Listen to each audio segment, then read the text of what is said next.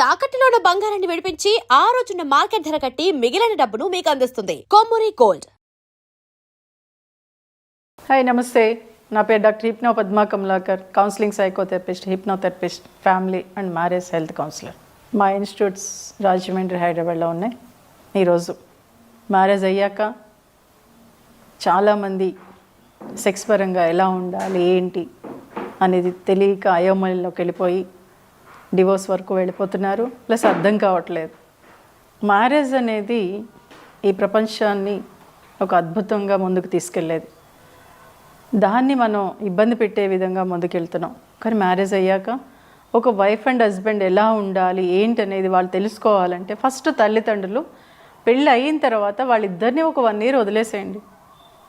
మీరు మధ్యలో దూరి నువ్వు అలా ఉండు ఇలా ఉండు అనే అమ్మాయికి అటు అబ్బాయికి చెప్పేయడంతో వాళ్ళు ఎలా ఉండాలో అర్థం కాక అయోమయంలోకి వెళ్ళిపోయి గొడవలు పెట్టుకుంటున్నారు. కాబట్టి ఒక 1 or 2 years వరకు తల్లిదండ్రులు వాళ్ళిద్దరిని ఫ్రీగా వదిలేస్తే వాళ్ళు నేర్చుకుంటారు. ఏ గొడవ వచ్చినా ఏమొచ్చినా వాళ్ళకి వాళ్ళు తీర్చుకుంటారు. వాళ్ళు ఏం చిన్నపిల్లలు కాదు. వాళ్ళు జాబ్ చేస్తున్నారు, సంపాదిస్తున్నారు, వాళ్ళకి ఒక స్టేజ్ వచ్చేసింది.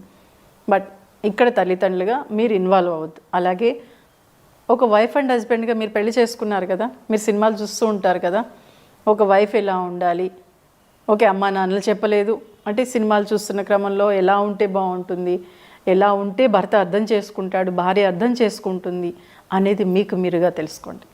ఎప్పుడైతే మీకు మీరుగా తెలుసుకున్నారో ఒక భార్యతో మీరు చక్కగా మాట్లాడగలుగుతారు. కొన్ని భయాలు ఉంటాయండి. ఎందుకంటే మన సంస్కృతి, భారతదేశ సంస్కృతి ఆడపిల్ల ఇలా ఉండాలి అలా ఉండాలని చెప్పడంతో భర్త దగ్గరికి వచ్చేటప్పటికి కాస్త భయపడుతుంది. అరే భర్తతో ఏమన్నా అంటే ఏమనుకుంటాడో, లేకపోతే ముందే ఎక్స్పీరియన్స్ ఉందా అని అడిగేస్తాడేమనే భయంతో ఎక్కువగా మీతో ఫ్రీగా ఉండలేదు. కానీ ఒకటి చెప్పనా, ఒక భర్తగా మీకు తెలిసిన దానికన్నా భార్యకి చాలా తెలుసండి. ఇంతకుముందు చాలామంది అనేవారు, స్వాతి వీక్లీ రాగానే ముందే ఆడవాళ్ళే చదివేస్తారు సమరం గారిది అని అనేవారు. కాబట్టి ఏంటి, తను కొద్దిగా తెలుసుకున్నా ఎక్కువగా దాని గురించి థింక్ చేయగలుగుతుంది, 10 మందిని అడగగలుగుతుంది. సో కాబట్టి ఆ ఆలోచన తనలో ఉంటుంది. కాబట్టి ఏదున్నా మీరు లవ్లీగా మాట్లాడుతున్నారా లేదా. ఎందుకంటే 10 మందిని వదిలేసి మీ ఇంటికి వస్తుంది ఒక అమ్మాయి. మీరు ఎవరిని వదలరు, మీ తల్లిదండ్రులతో ఉంటారు, మీ అక్క చెల్లెలతో ఉంటారు అన్నది. సో కాబట్టి మీరు తనతో ఫ్రీగా మాట్లాడడానికి ట్రై చేయండి. ఇక్కడ ఎలా ఉంటుందంటే మా అమ్మలా ఉండు, మా అక్కలా ఉండు అని పోల్చకండి. అలాగే నువ్వు అలా బయట వాళ్ళు చూడు ఎంత అందంగా ఉన్నారో, బయట వాళ్ళు చూడు ఎలా శారీ కట్టుకుంటున్నారో, వాళ్ళు ఎంత అద్భుతంగా ఉన్నారనేది కూడా దయచేసి అనద్దు. మీరు ఇష్టపడే కదా అమ్మాయిని చేసుకున్నారు. సో కాబట్టి తనని తనలాగే ఉండనివ్వండి. అమ్మలా కూరలు చేయలేదు, నాన్న అక్కలా చేయలేదు అని కూడా అనద్దు. ఎందుకంటే తనకు వచ్చింది, తను 25 years వాళ్ళ ఇంట్లో నేర్చుకొని వచ్చిన అమ్మాయి ఒకేసారి ఎలా మారిపోతుంది. అలాగే ఒక భార్య భర్తని మా నాన్నలా ఉండు, మా నాన్నలా మాట్లాడు అని అనద్దు. తను ఎలా మాట్లాడుతున్నాడు అనేది ముందు అబ్జర్వ్ చేసుకోండి. మీరు ఎదురుగా కూర్చొని లవ్లీగానే మాట్లాడుకోవడానికే ట్రై చేయండి. కానీ చాలామంది ఈ మధ్య నేను అబ్జర్వ్ చేసింది, ఇగో మా అమ్మ నువ్వు అలా అన్నావు, లేకపోతే పెళ్ళిలో అలా అన్నావు, ఇలా ఉన్నావు, ఈ విషయాలు వచ్చేస్తున్నాయి.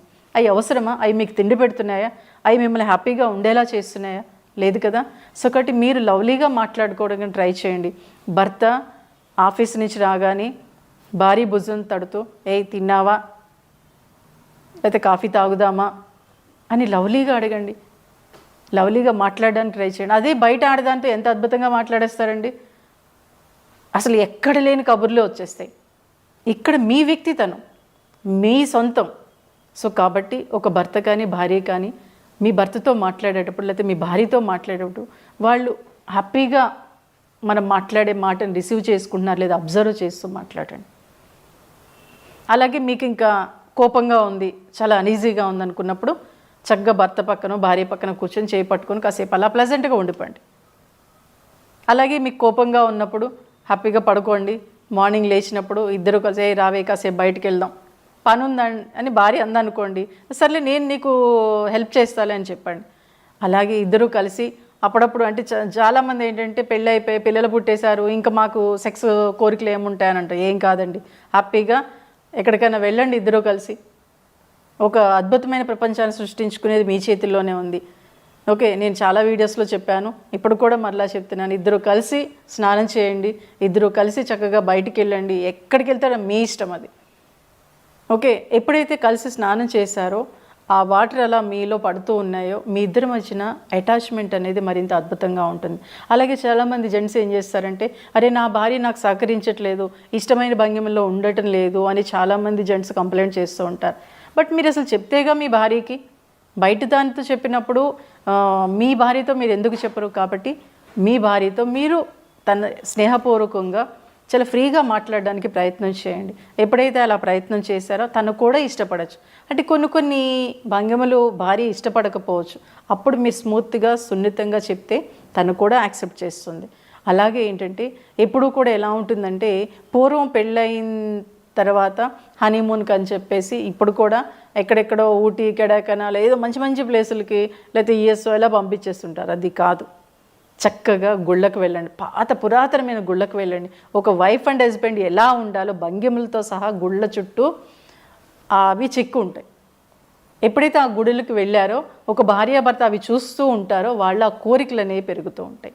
ఎప్పుడైతే కోరికలు పెరిగాయో అప్పుడు వీళ్ళిద్దరు అటాచ్మెంట్ మరింత అద్భుతంగా ఉంటుంది. ఎందుకంటే ఈ ప్రపంచంలో అన్నిటికన్నా చక్కటి టానిక్ ఏంటంటే వైఫ్ అండ్ హస్బెండ్ రిలేషన్లో సెక్సే. దాన్ని మనం మర్చిపోతున్నాం. ఇప్పుడు ఈ మధ్య నేను పెళ్ళైన వాళ్ళు కూడా 3 monthsకో 4 monthsకో లేదా 6 monthsకో కలుస్తున్నారు. అది కాదు. పెళ్ళైన కొత్తలో చక్కగా రోజు కలుస్తూ ఉంటేనే మీ ఇద్దరి మధ్యన అటాచ్మెంట్ మరింత బాగా పెరుగుతుంది. అలాగే తర్వాత క్రమంలో అరే ఇప్పుడు ఒకరోజు కలిసినా హ్యాపీగా ఉండాలంటే మీరు మాట్లాడుకునే విధానం, మీ కమ్యూనికేషన్ ఎంత లవ్లీగా ఉంటే మీ లైఫ్ కూడా అంత లవ్లీహుడ్గా ఉంటుంది. సో కాబట్టి మీరు చేసే ప్రతి పనిలోనూ తన భార్యని మీద ఎప్పుడు లేదా భర్త మీద ఎప్పుడూ కంప్లైంట్స్ కాదండి. కంప్లైంట్స్ 2 ఉంటే మంచి 8 ఉంటాయి. ఆ 8ని మీరు మర్చిపోతున్నారు. సో వాటిని బయటకు తీయండి. మీరు ఇష్టపడే కదా పెళ్లి చేసుకున్నట్టే తనలో ఎన్నో మంచి విషయాలు ఉండబట్టే కదా మీరు మీ భర్తని కానీ మీ భార్యని కానీ మీరు చేసుకున్నారు. అంటే ఆ మంచిని మీరు ఎప్పుడైతే అప్పుడప్పుడు నువ్వు ఆ రోజు భలే ఉన్నావే, ఆ రోజు చాలా బాగున్నావు, ఆ శారీలో చాలా బాగున్నావు, లేకపోతే అక్కడికి వెళ్ళినప్పుడు ఎంతో బాగున్నావు, అలా భర్తని పొగడండి, భార్యని పొగడండి. ఎప్పుడైతే చిన్న ఆ మాట, ఆ చిన్న టచ్లు మిమ్మల్ని మరింత హ్యాపీగా ఉండేలా చేస్తాయి. అలాగే ఏంటంటే పడక గదిలోకి వెళ్ళినప్పుడు బయట సమస్యలన్నీ వదిలేసేయండి. ఎప్పుడైతే చాలామంది మగాడు కానీ ఆడది కానీ ఇంట్లోకి లోపలికి చక్కగా పడుకుందామని వెళ్ళేటప్పటికి ఆ రోజు ఇలా ఉన్నాం, ఈరోజు ఇలా చేసావు, లేకపోతే దీనికి ఇది కావాలి అని బెడ్రూమ్లో మొదలు పెడతారు. ఆ ఎట్టి పసులు చేయదు. చక్కగా లవ్లీగా మాట్లాడుకోండి, సరదాగా మాట్లాడలేదు. సినిమాలో మంచి సీన్ ఏమైనా మీకు నచ్చిందంటే అప్పుడు కాసేపు మాట్లాడుకోండి. అలా మాట్లాడుకుంటూనే మీరు మీ పనిలోకి వెళ్ళినప్పుడు హ్యాపీగా లైఫ్ని ఎంజాయ్ చేయగలుగుతారు. బట్ ఎప్పుడూ కూడా ఎలా ఉంటుందంటే సమస్యలని ఎప్పుడు వస్తూ ఉంటే భార్యాభర్తల మధ్యన కూడా సమస్యలు వస్తాయి. బట్ సమస్యలు వచ్చినప్పుడు ఎప్పుడు కూడా భార్య అంటే చాలామంది భార్యలు ఏం చేస్తూ ఉంటారంటే కొంతమంది ఏంటంటే భర్తకి దూరంగా ఉంటారు, లేదా పుట్టింటికి వెళ్ళిపోతూ ఉంటారు. కొన్ని సంవత్సరాలు కూడా దూరంగా ఉంటారు, కొన్ని నెలలు పుట్టింటికి వెళ్ళిపోతారు. అది ఎట్టి పసులు చేయదు. గొడవ పెట్టుకున్న కాసేపటికే మాట్లాడేయండి. ఆ గొడవ పెట్టుకున్న నైటే ఫిజికల్ రిలేషన్ ఉండేలా చూసుకోండి. ఎప్పుడైతే అవన్నీ చేశారో ఈ సమస్యలన్నీ పటాపంచలు వెళ్ళిపోతాయి. బట్ మహిళ మీరు ఆలోచించండి, ఒక సమస్య వచ్చినప్పుడు ధైర్యంగా ఎదుర్కొని ధైర్యంగా సాల్వ్ చేసే కెపాసిటీ మహిళకు ఉంటుంది.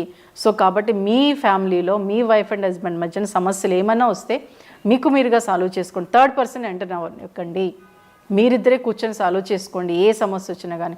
అలా ఎప్పుడైతే సాల్వ్ చేసుకున్నారో మీరు మరింత అద్భుతంగా ఉండగలుగుతారు. ఇంకొకటి కూడా ఉండాలి, మన ఇంటికి ఎన్ని కీస్ ఉంటాయండి? 2 కీస్ కంపల్సరీ ఉంటాయి కదా. ఒకటి భార్య దగ్గర, ఒకటి భర్త దగ్గర ఉంటాయి. అంటే చాలా ఫ్రీగా ఏదైనా మనం తీసుకొని లోపలికి వచ్చేయచ్చని భార్య భర్త అనుకుంటారు కదా. అలాగే మీ ఫోన్లో మీరు లాక్ పెట్టుకోకండి. ఎందుకు లాక్ పెట్టుకోవాలి? భార్య అయినా సరే భర్త ఫోన్ తీసేలా ఉండాలి, భార్య ఫోన్ భర్త తీసేలా ఉండాలి, భర్త ఫోన్ భార్య తీసేలా ఉండాలి. లాక్ అవసరమా? మీ ఇద్దరి మధ్యన అది ఉంటే మటుకు కొంతకాలం లాక్ లేకపోయినా సరే మీ ఫోన్ ఎవరు ముట్టుకోరు, మీ భర్త కానీ మీ భార్య కానీ. మీ ఇద్దరి మధ్యన రహస్యాలు ఏముంటాయి చెప్పండి? ఓకే, ఎప్పుడోదో ఉందని ఇప్పుడు కూడా ఉండాల్సిన అవసరం లేదు కదా. ఏదైనా ఉన్నా చక్కగా మాట్లాడుకోండి. ఎప్పుడైతే అలా మాట్లాడుకున్నారో, ఎప్పుడైతే లాక్ లేదో మీరు హ్యాపీగా మీ ఫ్యామిలీని లీడ్ చేయగలుగుతారు.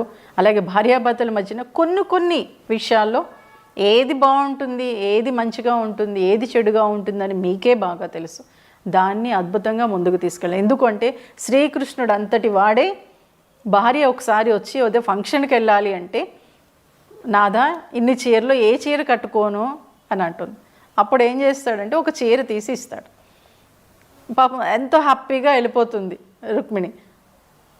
వెళ్ళిపోయిన తర్వాత నారదుడు అడుగుతాడు, ఏంటి స్వామి ఆ చీర తీసిచ్చారంటే, అది వాళ్ళ నాన్న పెట్టిన చీర అని శ్రీకృష్ణుడు అంతటి వాడే చెప్పాడు. అంటే వాళ్ళ నాన్న పెట్టిన చీర ఇస్తే ఎంత హ్యాపీగా తను ఫీల్ అవుతుంది. అలాగే మీరు కూడా అప్పుడప్పుడే మీ నాన్న చాలా చక్కగా మాట్లాడతాడే, మీ అమ్మ చాలా ఇదిగా ఉంటుంది, మీ తమ్ముడు ఇలా చిన్న చిన్నవి ఒక చిన్న మాట మీరు ఎప్పుడైతే మాట్లాడారో మిమ్మల్ని నెత్తి మీద పెట్టుకొని చూసుకుంటుంది భార్య.